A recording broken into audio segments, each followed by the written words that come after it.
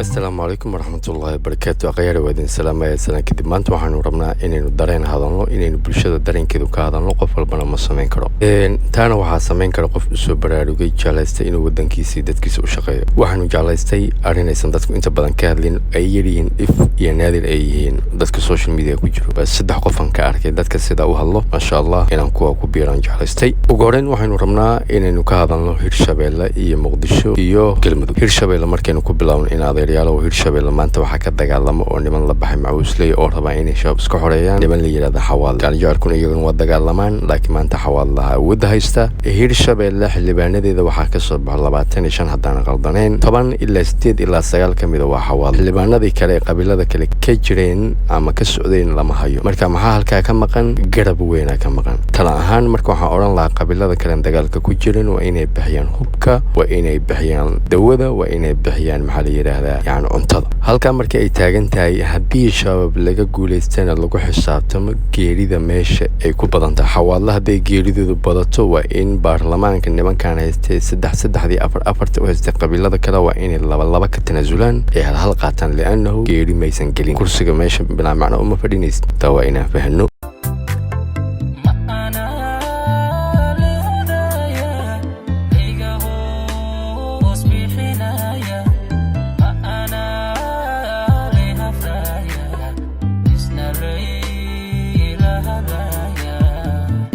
labo waxaanu rabnaa inaynu ka hadalno qaybta ugu dambeysa xawaadle maasha allah, intaas wadanaad ku kala nooshihiin, community fiican baa tihiin, bixiya qiimaha, hura lacagta, jeebka gacanta geliya. ragga idiin dagaalamaya baadiyaha duurka jooga, biila ilmahooda, waa inay dareemaan dadka u dagaalamaya inay idinka tihiin. taa waa qodob. tan labaadna waxay tahay muqdisho waxaa lagu laayaa ama lagu laayay indheergarad, aqoon-yahan, siyaasi, oda dhaqameed, bulshadii indhaheedii o dhanaa lagu laayay. waxaa la yidhahdaa meedkii u dambeeyey, intii u dambeysay waxaa ka mid ah nabadoonkii Saleebaan ganacsadana ahaa.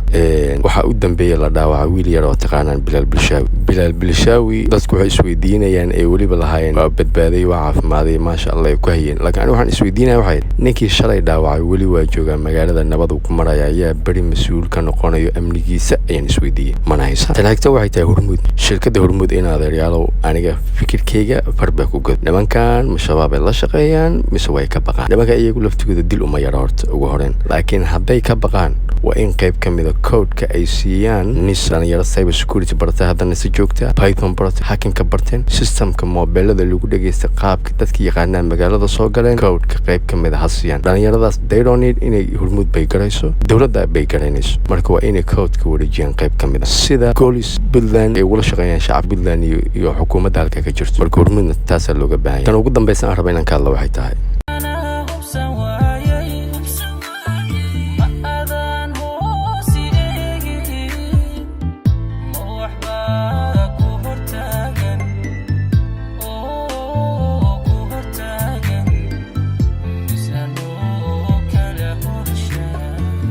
qaybta Galmudug. Saleebaan maanta waa qabiilka labaad ee go'aansaday inay iska dhiciyaan shabaab. shabaabna uma aabayeelin, waxay yidhaahdeen dadka naga layseen waa idinka laynaynaa. shabaab markaynu dib ugu laabanno, xawaadlo waxay ka dileen dad maatiyafir, waxay laayeen caruur, waxay laayeen waayeelo, waxay laayeen hooyooyin. waa dhaqankii tataarka lagu yaqaano. marka dhaqan diimeedna maahin. nimayo marka waxaa laidinkaga baahan yahay Saleebaan in ay is xoreeyaan. dadku waxay yidhahdaan Saleebaan waa ganacsato, waa milyaneero. waxaas waxaa kasii muhiimsan dadka waxbarta ee aad dirtaan sanad walbo, aad Malaysia, China, India u kala dirtaan, ee fakultiyada u kala doortaan, ee maaragtay dhaqaatiirta 87 qof ayaa maanta joogta oo soo qalin jabisay oo dhaqaatiira. waa in maanta ka howlgalaan meesha la yidhaahdo dagaalka axdo cada kibir, waa inay ka howlgalaan dhaqaatiirta. sanadkaana free ku shaqeeyaan, waxay ka dambeeyaan iskaga imaan oo la yidhaahdo. taa waa qodob. qodobka labaad bixiya qiimaha. Saleebaanow waa inaad qiimaha bixisaan, waa inaad qarashka bixisaan, waa inaad jeebka gacanta gelisaan, waa inaad dareensiisaan odayaashaas idiin dagaalamaya, dhalinyarada naftooda huraysa, waa inaad dhiirigelisaan oo dhabarkooda istaagtaan. aw gabdhihii Saleebaan waa inaad jabaatiga dubtaan, waa inaad timirta gelisaan, waa in caanaha waa inaad maaragtay bacaha ku xirtaan, waa inaad baraf dhex gelisaan, waa inaad ciidanka daba taagantihiin. ha soo kicina, ha soo qaxina, ha soo ordina, ilmaha keliya soo dhiiba, kala dagaalka,